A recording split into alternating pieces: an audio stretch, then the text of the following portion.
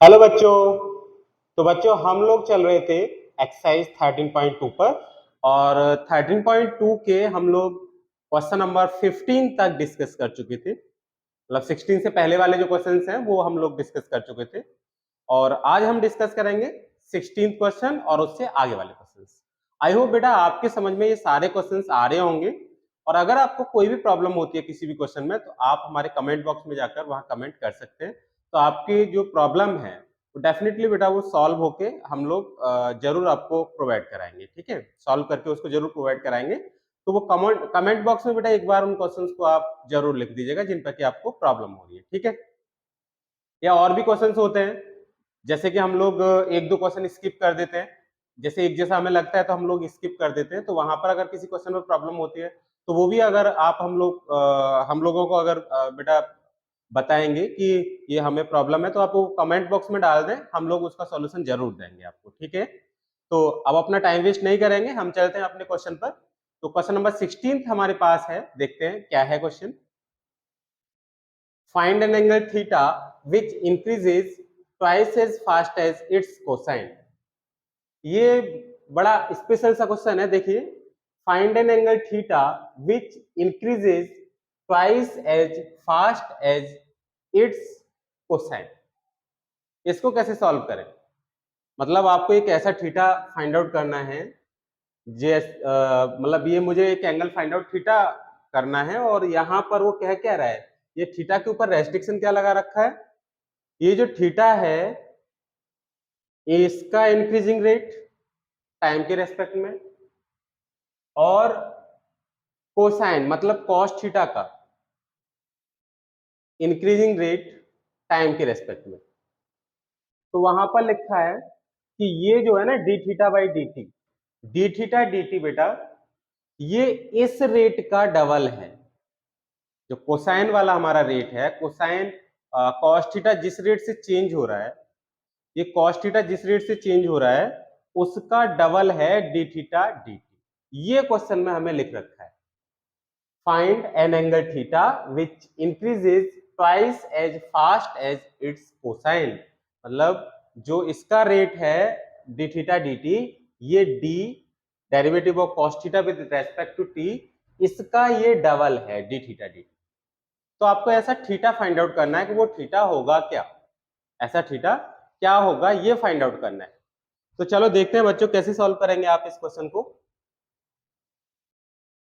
देखिए बेटा, थोड़ी देर के लिए आप लेट कर लीजिए कि x हमारा cos थीटा के इक्वल है। x किसके इक्वल है? cos थीटा के इक्वल है। कोई भी हमने वेरिएबल ले लिया x और इसको cos थीटा के इक्वल मान लिया।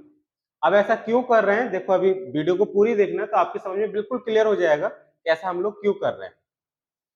तो यहाँ आपने dx डी थीटा निकाला, ये dx डी थीटा कितना हो जाएगा, माइनस का sine theta D theta D T. ठीक है, cos थीटा का derivative minus sine theta D theta D T तो इंक्लूड होना ही है। ये एक रिलेशन मेरे पास बन के आ गया। ठीक है, अब क्या कह रहा है कि हमें एक ऐसा थीटा फाइंड आउट करना है जो कि 2 टाइम्स फास्ट है, जिसका रेट जो इंक्रीजिंग रेट है वो 2 टाइम्स फास्ट है increasing rate of cos theta का। तो यहां देखो बच्चों,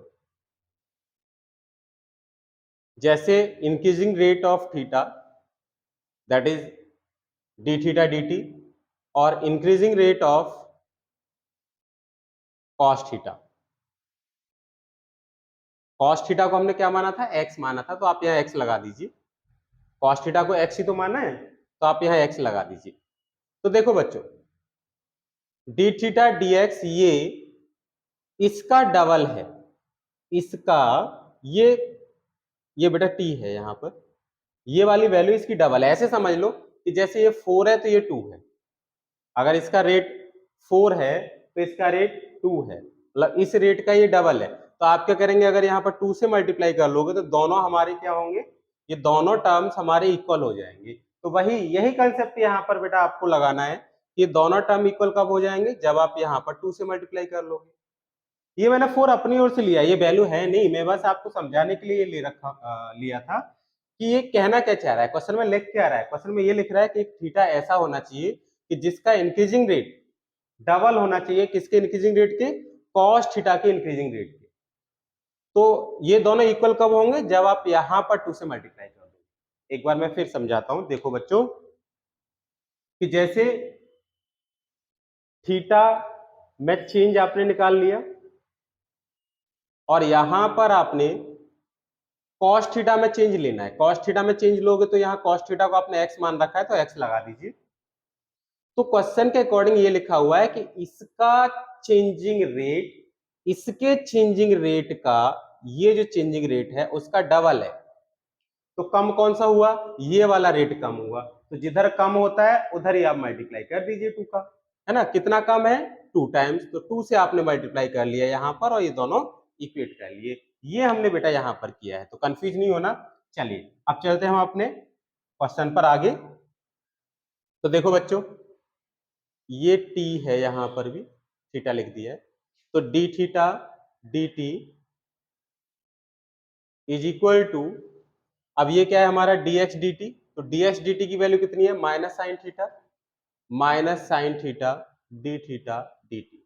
तो ये आप यहां पर देखेंगे बच्चों, ये हो जाएगा 1 is equal to minus sine theta, that is sine theta is equal to कितना आ जाएगा बच्चों, सॉरी डबल और है, ये डबल है तो यहाँ पर -2 और आएगा। तो sine theta is equal to minus का 1/2। Sine theta is equal to कितना आ गया, माइनस का 1/2। अब साइन थीटा की वैल्यू आ गई, हमें थीटा फाइंड आउट करना है। तो ये साइन नेगेटिव किस किस क्वाड्रेंट में होगा, एक तो होगा ये हमारा थर्ड क्वाड्रेंट में, एक तो थर्ड क्वाड्रेंट में साइन नेगेटिव होता है, और कौन से क्वाड्रेंट में होता है, फोर्थ क्वाड्रेंट में हमारा साइन नेगेटिव होता है। इन दो क्वाड्रेंट में हमारा साइन क्या होता है, नेगेटिव होता है बच्चों, है ना। इन दो क्वाड्रेंट में हमारा साइन नेगेटिव होगा, एक तो थर्ड क्वाड्रेंट में होगा और एक फोर्थ क्वाड्रेंट में होगा। तो कैसे निकालेंगे थीटा की वैल्यू, तो देखो बच्चों sine theta is equal to, आप लिख सकते हैं साइन, क्या लिखोगे बच्चों, साइन थर्ड क्वाड्रेंट में लेके जाना है। तो कैसे लेके जाओगे, ये देखिए पहले ये 1/2 साइन में किस एंगल की वैल्यू होती है, 1/2 साइन में होती है साइन 30 की वैल्यू।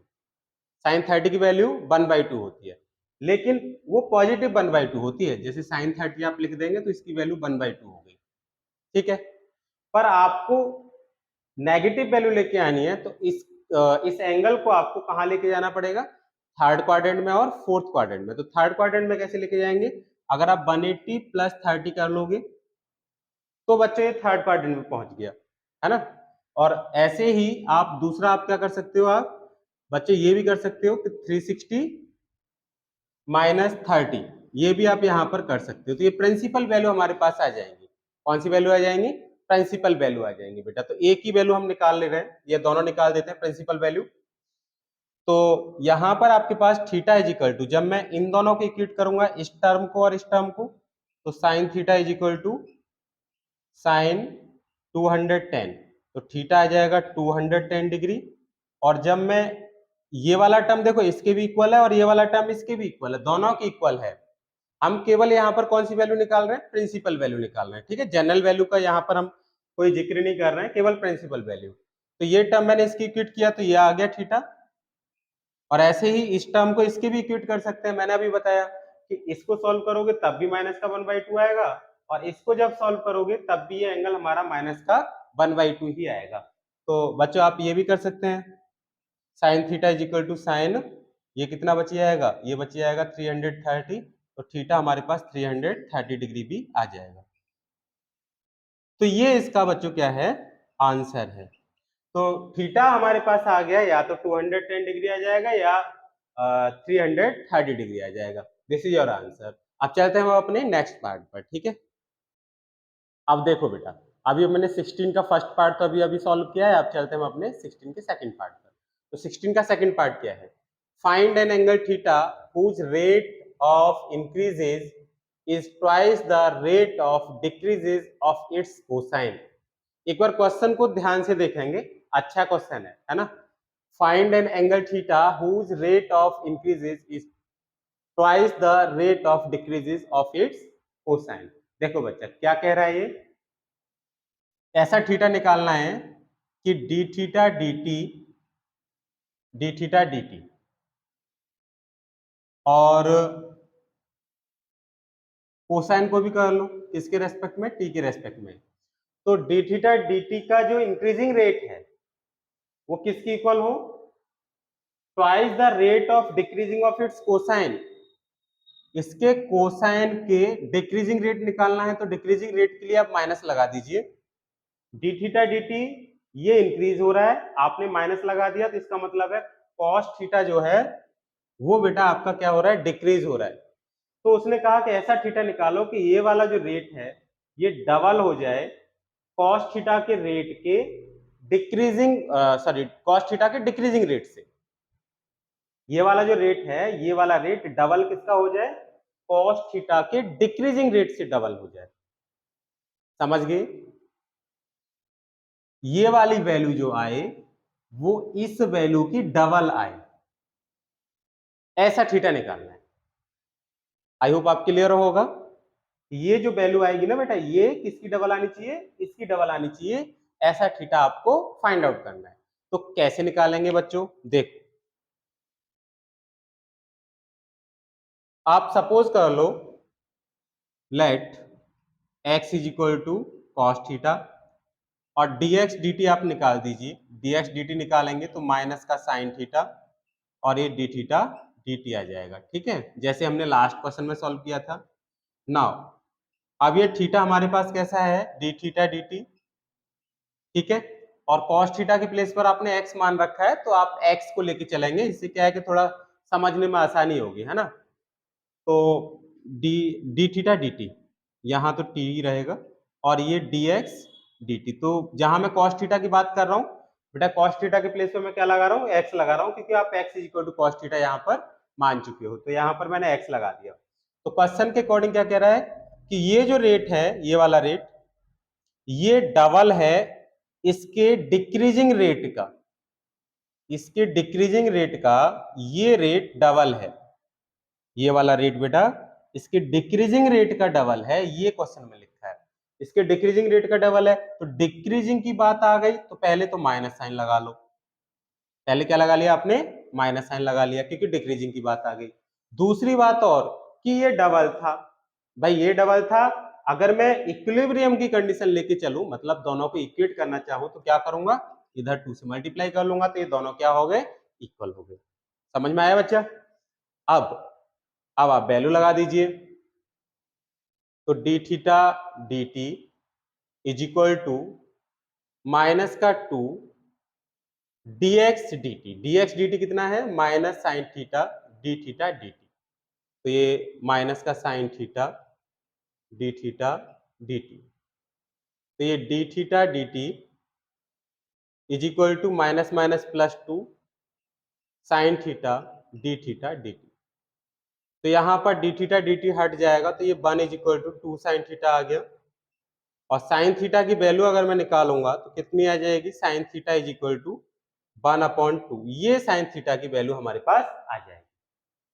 क्लियर हो गया। अब तो आपको पता ही है कि sine theta is equal to 1/2, तो इसका मतलब थीटा की वैल्यू, अगर मैं प्रिंसिपल वैल्यू की बात करूं, केवल प्रिंसिपल वैल्यू की, तो यहाँ पर 2 प्रिंसिपल वैल्यू हमारी आ जाएंगी। प्रिंसिपल वैल्यू आप समझ रहे होंगे बच्चों कि ऐसी वैल्यू होती है प्रिंसिपल वैल्यू जो कहां से कहां तक लाई करती है, 0 से 2 पाई तक लाई करती है ना। 0 से 2 पाई तक जो वैल्यू लाई करती है वो हमारी प्रिंसिपल वैल्यू होती है। तो मैं केवल प्रिंसिपल वैल्यू यहाँ पर निकाल देता हूँ, तो sine theta is equal to 1/2, तो बेटा या तो ये sine theta is equal to sine 30 degree हो जाएगा, तब भी 1/2 आएगा, और आप ये भी कर सकते हैं कि sine theta is equal to sine 180 minus 30 degree, ये भी कर सकते हैं, क्योंकि साइन 180 माइनस थीटा आप निकालोगे तो साइन 180 माइनस थीटा कौन से क्वाड्रेंट में गया, सेकंड क्वाड्रेंट में, और सेकंड क्वाड्रेंट में साइन हमारा पॉजिटिव होता है, तो ये भी साइन 30 ही आएगा। तो यहां से थीटा इज इक्वल टू निकलेगा 30 डिग्री, है ना, और यहां से थीटा इज इक्वल टू निकलेगा 180 माइनस 30, दैट इज 150 डिग्री। तो थीटा की मेरे पास यहाँ पर 2 वैल्यू आएंगी बच्चों। तो आई होप ये क्वेश्चन आपकी समझ में आया होगा। तो इस वीडियो में बस इतना ही, और बेटा हमारे चैनल को सब्सक्राइब जरूर कर लें, जिससे कि हमारे इस टाइप के जो क्वेश्चंस हैं वो आप तक जल्दी कंटिन्यूसली पहुंचते रहें। और बच्चों अगर आपने हमारा जो वीडियोज हैं वो अभी तक शेयर नहीं किया है या लाइक नहीं किया है, तो बेटा एक बार लाइक जरूर करें और ज्यादा से ज्यादा हमारी वीडियोज को शेयर करें, जिससे कि हमें सपोर्ट मिलेगा, है ना, और आपकी सपोर्ट की तो नीड है ही। Thank you.